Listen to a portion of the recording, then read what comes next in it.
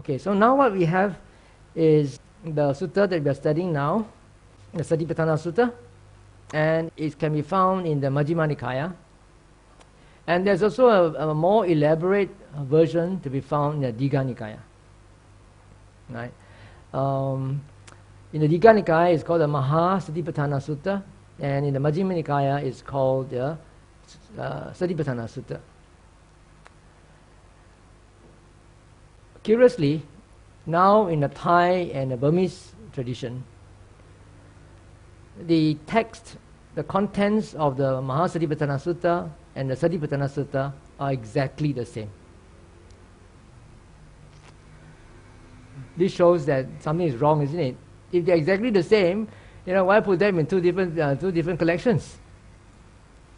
Now, when the PTS or Polytext Society editors were editing and compiling their Roman edition, they consulted many manuscripts, Thai, Burmese, and Sri Lankan. And they found that in the ancient Sri Lankan manuscripts, they were different. Maha Satipaṭṭhāna Sutta and Satipaṭṭhāna Sutta are different. They are different in the last part of it. The last part of Dhammanupassana is about the Four Noble Truths, right? And the Four Noble Truths in the Satipaṭṭhāna Sutta is just enumerated, listed only, that's all. Whereas in the Maha Satipaṭṭhāna Sutta, they are analyzed. And the analysis is so long that it makes the sutta almost twice as long as that to be found in the Majjhima Nikaya. Okay? So this shows that, there has been a lot of manipulation going on. Yeah? And how this has happened, I don't know. Yeah? And scholars also don't really know when this actually happened. Okay, now let's go on to introduction of the sutta. I said earlier that Bhante Mahakassapa asked Bhante Ananda the circumstances under which certain suttas were discussed with the Buddha and where they were discussed. Unfortunately, for this particular sutta, the circumstances were not mentioned. Only the place was mentioned. It's supposed to be held among the Kurus in a town called Kamasadhamma. And where are the Kurus located? Look at this. I'm sure you don't have to look at all of them. You can just look at what is written in white here, Savatthi, and Varanasi, Vesali, and Gaya here is Bodh Gaya. And some of you might have gone on a pilgrimage to India before. You will be familiar with Bodh Gaya, the place where the Buddha got enlightened under the Bodhi tree. Varanasi is near the place where he gave his first talk, the Dhammacakkappavattana Sutta. Vesali is a place where Rajakaha is located, where one of the monasteries where he stayed quite often. And Savatthi, of course, is a place where Anathapindika's Jeta's Grove was found, as where the Buddha lived for most of his vasas after his enlightenment. And you can see that this is the place that he actually moved around most of the time. This is called the Middle Kingdom. And Kuru is found very far northwest. That's very strange. It's very strange that the Buddha would want to give this sutta, which is so very fundamental to Buddhist teachings, to his Dhamma Vinaya, in a place that's so far away. Why not give it in Savatthi? Why not give it in Savatthi or Vesali, where he actually moved about most of the time? Why give it in Kuru? Since we cannot find the reason in the sutta, the commentaries tell us better than nothing, right? Okay, so let's look at what the commentaries say. The commentaries say that the reason why the Buddha gave this discourse in Kuru is because the people in Kuru are very special people who are very capable of receiving profound discourses. And in addition to that, the climate there and the resources of the country there are very conducive to health, and it produces bodies and minds that supports strength of wisdom to receive the profound teachings. I think that if this place was aircon, you will be more receptive to what I'm saying, right? Anyway, it's very important, right? If you go on a meditation retreat, the food and the climate and the environment is very important, right? Not, if you go to the wrong place, wrong food, wrong environment, you're not going to make progress in the meditation. So there's some degree of truth in this, right? It's probably true that the people there, have got very good conditions. And therefore, according to the commentaries, other profound discourses were also given to the 4 assemblies in Kuru. And they listed a few suttas here. Mahanidana Sutta, that is found in the Digha Nikaya, number 15. Mahasatipaṭṭhāna Sutta, Digha Nikaya 22. Saropama Sutta, which is no longer found in our suttas. But there are 2 Mahasaropama Sutta and a Chula Saropama Sutta that can be found in the Majjhima Nikaya. But these were not discoursed in Kuru. Mahasaropama Sutta, Majjhima Nikaya 29, was discoursed in Rajagaha, Vulture Peak. And Chula Saropama Sutta, Majjhima Nikaya number 30, was discoursed in Jetavana, Savatthi. Right, so we don't know where this Saropama Sutta is no longer available. There is also another Rukkupama Sutta, supposed to be found in the Majjhima Nikaya, which cannot be found anymore. It's not there. And then there's Ratthapala Sutta, which is found in Majjhima Nikaya, number 82, and Magandhya Sutta, Majjhima Nikaya 75, and Aninja Sappaya Sutta, Majjhima Nikaya 106. So these are all very profound discourses which were supposedly delivered in among the Kurus. Then the commentaries went on to say that the 4 assemblies there normally practice the Satipaṭṭhāna. 4 assemblies are the monks, nuns, the male lay disciples, and the female lay disciples. And that is irrespective of their occupations. Even slaves and workers also practice the 4 Satipaṭṭhānas. And so there's no frivolous talk at the piers or at the wells, where they do the communal tasks, where the weaving places, where they do the weaving. There's no frivolous talk. Usually they will ask one another, which Satipaṭṭhāna are you engaged in? And if somebody says none, then that person would be scolded. Shame on your life. Although you're still alive, you're as if dead. Don't do like this again. Okay, they'll be reprimanded. On the other hand, if someone would say, oh, I'm doing such and such a Satipaṭṭhāna, then he or she will be praised and flattered. Sadhu, sadhu, your life is well lived. You have attained humankind.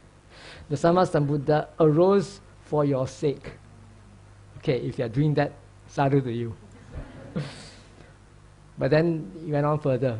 Not only humans, but also animals practice Satipaṭṭhāna. Okay, so that's the story of a dancer, an itinerant dancer who left his small parrot behind in a nunnery. And then the summonaries, because maybe the dancer forgot about it, left, or purposely he didn't want to take it with him, he left it in the nunnery. And the summonaries, of course, found it so cute, took care of it, and gave it a name called Buddha Rakita, protected by the Buddha. So one day the Theri is the chief nun at that nunnery, came up to that parrot and asked, Buddha Rakita, do you have anything to pay attention to?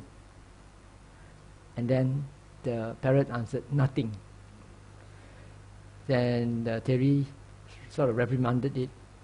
Avuso, it is not proper for one living among renunciants to be of loose personality.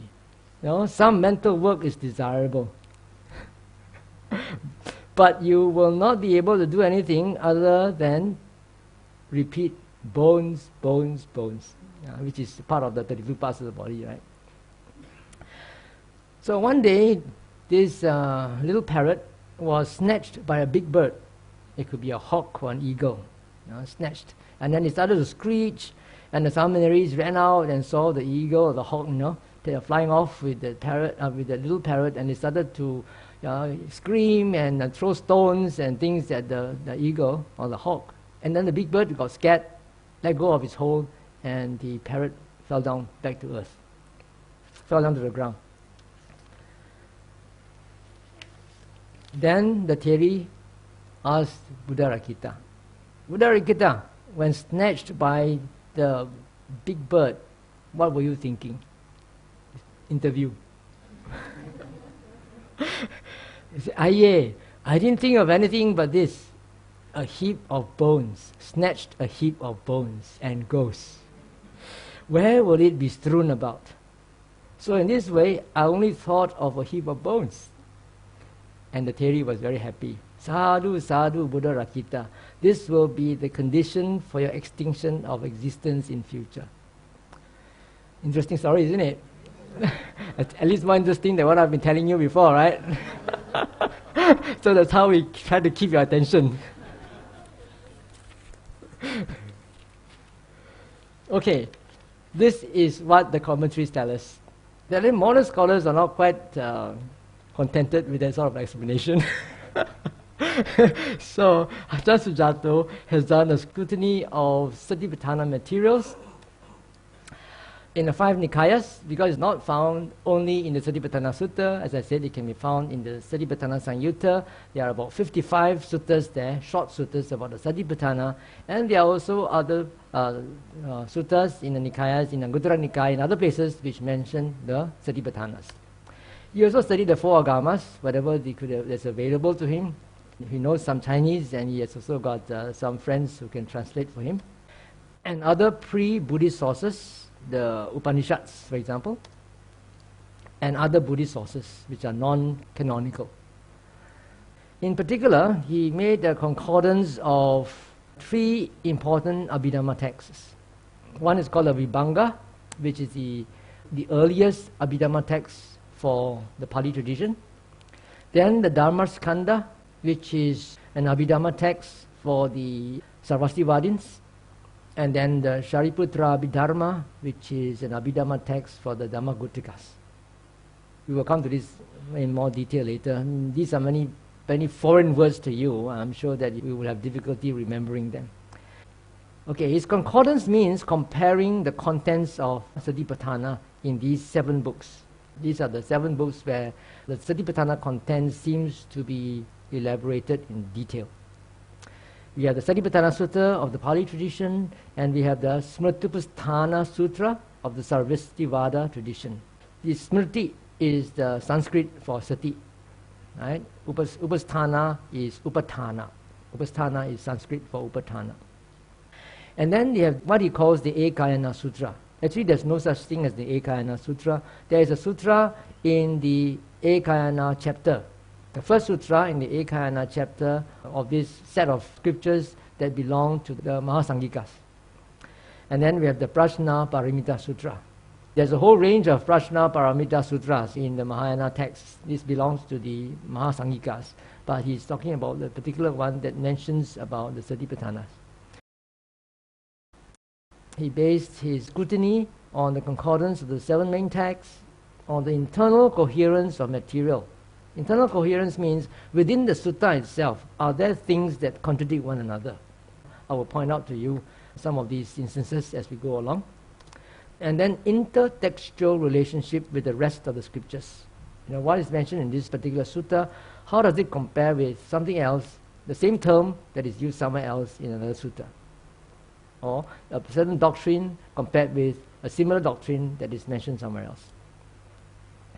And then the cultural and philosophical context at the Buddha's time, particularly the non-Buddhist religions, the Jains, as well as the Brahmins of the Upanishads. And the evolution of sectarian positions. As you know, now we have got many different schools of Buddhism. These schools of Buddhism did not arise overnight. It took time for it to evolve before it can be actually identified as a group. He actually tried to trace the evolution of sectarian positions. For example, the Theravadins tend to favor more Vipassana practice, whereas, as he said, according to him, the Sarvastivadins, the early Sarvastivadins, tend to favor more Samatha practice. So his scrutiny of these different materials based on his methodology suggests that the Satipaṭṭhāna Sutta, Majjhima Nikaya number 10, is not an authentic discourse of the Buddha, but a padded up discourse with passages copied and pasted from other discourses showing a sectarian bias towards pure vipassana practice. And you can find the details in his book, History of Mindfulness, How Insight Worsted Tranquility in the Satipaṭṭhāna Sutta, which was printed in Taiwan and distributed in Malaysia many years ago. Maybe some of you might have it tucked up in your library somewhere. It's not easy reading. I wouldn't have read it if not for this workshop. So I'm going to save you all the trouble and just give you the gist of it at the end of the workshop. In case you're interested and you have the time, you can also download this from the internet. He's got a new version now, very much more well formatted than the original. It's available in PDF format and it's searchable. Okay. Now, there's also another book that I received recently from England. It's called Mindfulness in Early Buddhism, New Approaches Through Psychology and Textual Analysis of Pali, Chinese and Sanskrit Sources by one Taiwanese professor called Guan Zhefu, Professor Guan Zhefu. That was his PhD thesis submitted to the Oxford University. Right? Professor Guan agrees with most of Ajahn Sujato's conclusions. And in addition to that, he also suggests that the Buddha initially introduced Kayagata Sati or Kaya Sati, Nyen-shen, as a general principle of introspective self-awareness. Shen here did not necessarily mean the physical body. Shen here means the self, rather than the physical body. And the word kaya, for example, in the popular word sakkaya ditthi, you've heard about this? The wrong view of personality. That kaya does not refer to the body, it refers to the self, own self view. Right? And then he developed it into the 4 Satipaṭṭhānas at the late stage of his teaching career. So Satipaṭṭhāna was not discoursed with the Buddha at the beginning of his teaching career. At the beginning, he used the simple principle of Kayagata Sati, Nyen-shen. And then, later on, he developed it into the 4 Satipaṭṭhānas with more details. And he particularly emphasized the 4 Satipaṭṭhānas as his final teaching, just before he passed away. Then in part 2, on the last day, we will be comparing the contents of the Satipaṭṭhāna in the 7 major texts. I want you to have a good grounding on our Satipaṭṭhāna Sutta that is found in the Majjhima Nikaya first, and then only then will it be safe for you to compare with others, or else you'll be very muddled and confused. You have a safe foundation first, and after that you can compare with what you already know.